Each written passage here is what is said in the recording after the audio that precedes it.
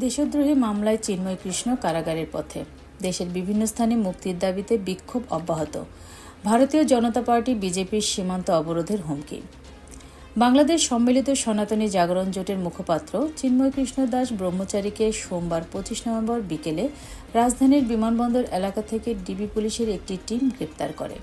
সূত্র জানায়, বাংলাদেশ সনাতন জাগরণ মঞ্চ গত 25 অক্টোবর চট্টগ্রামে সমাবেশ করে। চিন্ময় কৃষ্ণ দাস এই মঞ্চেরও মুখপাত্র।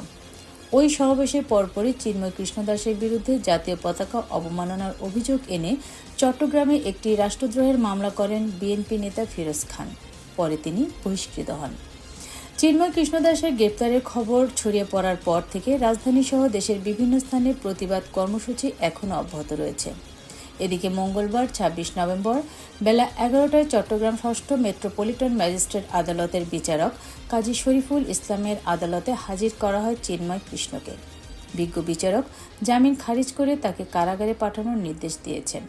তবে জামিন না মঞ্জুরের পর তাকে প্রিজন ভ্যানে তোলা হলেও কয়েকশো ইসকন সমর্থক ঘিরে রেখেছেন প্রিজন ভ্যানটি। তারা প্রিজন ভ্যান ঘিরে নানা ধরনের স্লোগান দিচ্ছেন।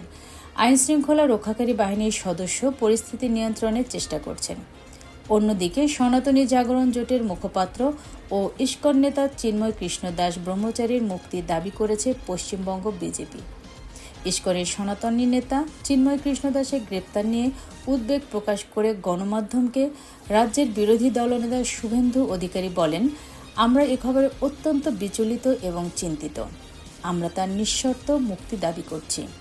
এরপরে রাজ্যটির বিরোধী দলনেতা হুঁশিয়ারি দিয়ে বলেন, চিন্ময়কে মুক্তি না দিলে বাংলাদেশ ডেপুটি হাইকমিশনে বিক্ষোভ হবে এবং বাংলাদেশ সীমান্তে সনাতনীরা অবরোধ করবে। পশ্চিমবঙ্গ দিয়ে বাংলাদেশে আমরা কোনো পরিষেবা যেতে দেব না। আমার সোনার দেশ, ঢাকা।